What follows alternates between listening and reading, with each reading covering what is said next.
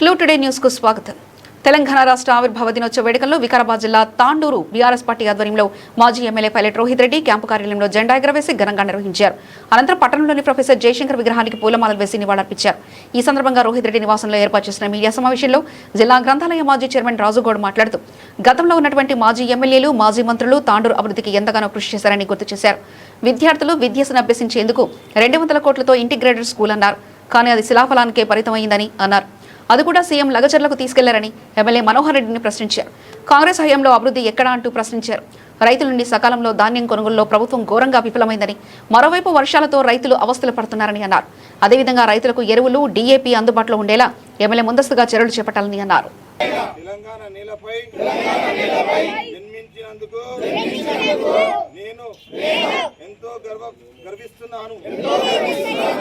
నా తెలంగాణను ఎల్లవేళలా నేను నా గుండెల్లో పెట్టి కాపాడుకుంటానని తెలియజేస్తా ఉన్నాను.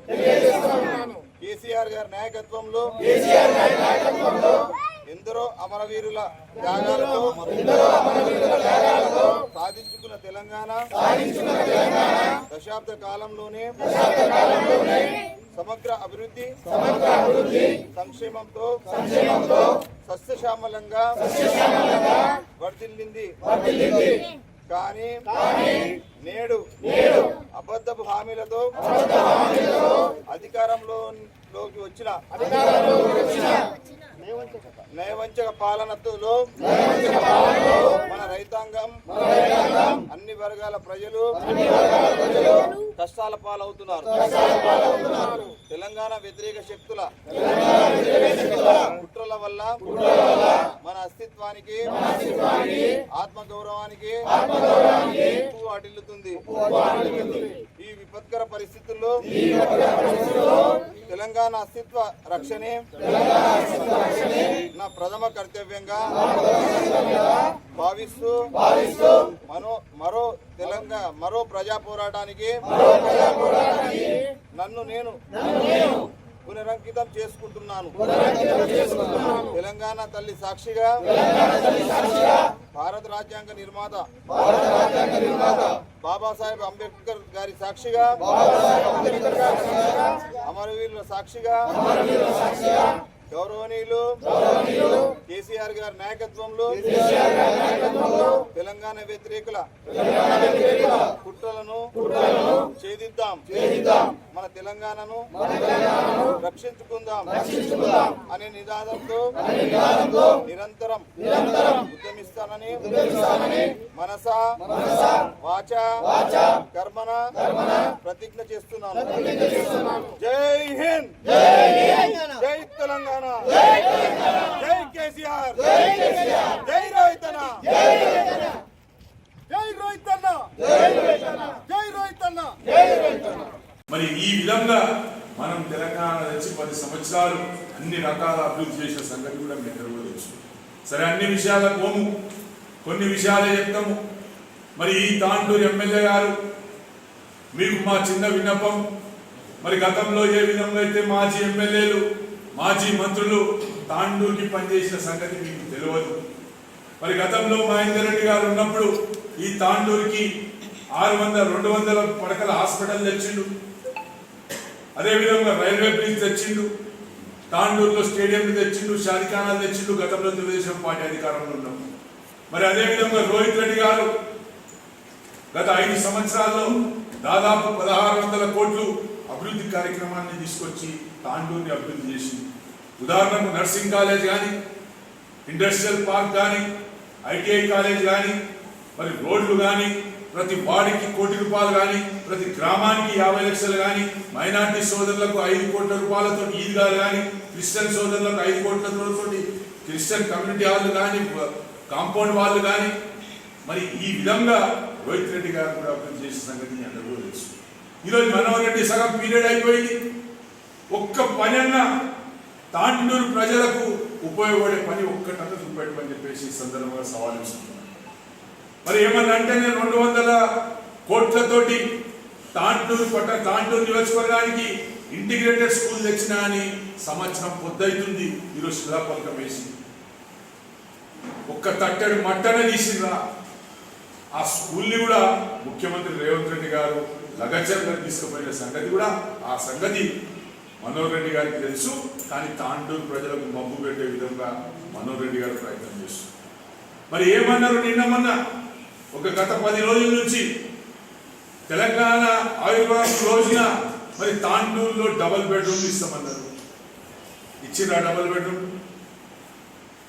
మరి ఈ సెకండ్ రోజే ఉద్యమకారులకు ఇల్లు కేటాయిస్తామన్నారు. ఇచ్చిరా? ఏవి కూడా చేయలేదు. దయచేసి మనోహర్ రెడ్డి గారు ఇంకా 2 సంవత్సరాల సమయం ఉంది, చేసుకొని పోండి.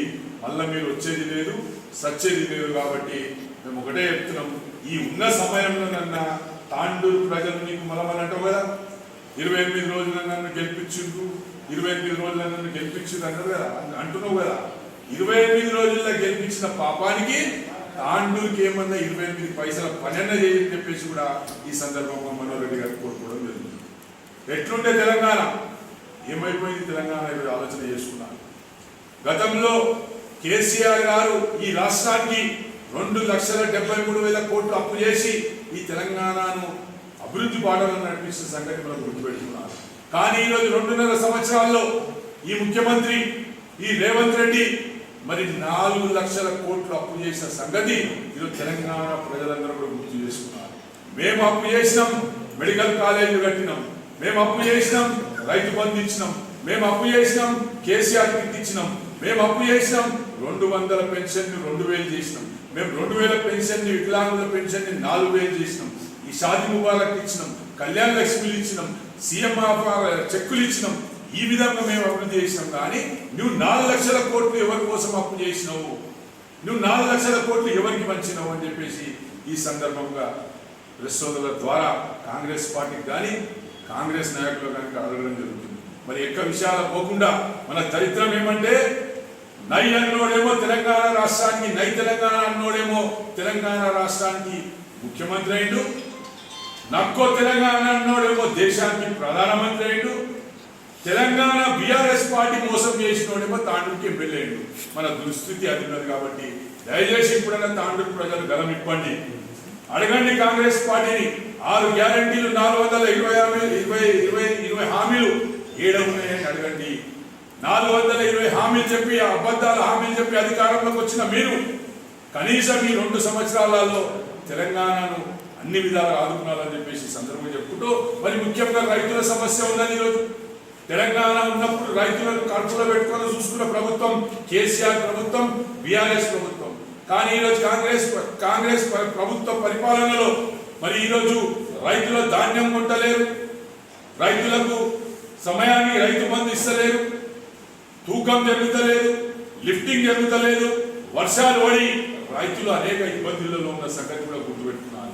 మరి ఇప్పుడు వర్షాకాలం వచ్చేసింది, తాండూరులో ఇప్పుడు డిఏపి లేని పరిస్థితి ఉన్నదని మాకు కూడా సమాచారం ఉంది. కనీసం దయచేసి మనోహర్ రెడ్డి గారు అవన్నీ ఇవ్వండి. మీరు ఎన్ని అభివృద్ధి చేసినాం, నేను అది చేసినా ఇది చేసినా అవన్నీ కాదు. ఇప్పుడు రైతులకు ఉన్న సమస్యలు 4 రోజుల్లో వర్షాకాలం స్టార్ట్ అయిపోతుంది. దయచేసి డిఏపి కానీ యూరియా కానీ రైతులకు రైతు బంధు కానీ మరి వాళ్లకు సంబంధించిన అన్ని సబ్సిడీలు వెంటనే ప్రకటించాలని చెప్పేసి తెలియజేసుకుంటూ మరొక్కసారి రాష్ట్ర అవతరణ దినోత్సవ శుభాకాంక్షలు తెలుపుతూ ముగిస్తున్నారు. జై జై తెలంగాణ.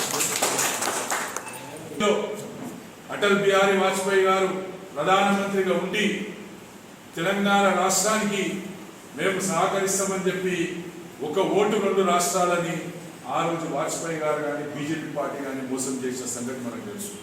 మరి అదేవిధంగా 2009 ఏదైతే చిదంబరం గారు కానీ సోనియా గాంధీ గారు కానీ వచ్చి తెలంగాణ ప్రక్రియ ప్రారంభమైందని చెప్పి ఆ రోజు మోసం చేయడం వల్ల 1200 మంది తెలంగాణ బిడ్డలు, తెలంగాణ అభిమానులు ప్రాణాలు కోల్పోయిన సంగతి కూడా మీ అందరూ కూడా తెలియాలని చెప్పేసి ఈ సందర్భంగా తెలియజేస్తూ, మరి కేసీఆర్ గారు 2001లో తెలంగాణ రాష్ట్ర సమితి ఏర్పాటు చేసి 14 సంవత్సరాలు సుదీర్ఘ పోరాటం చేసి మరి అన్ని తెలంగాణలో ఉన్న అన్ని గొంతుకలను ఏకం చేసి తెలంగాణ సాధించుకున్న సంగతి ఈరోజు తెలంగాణ బిడ్డలకు తెలుసు, తెలంగాణ మేధావులకు తెలుసు, తెలంగాణ ప్రజలకు తెలుసు.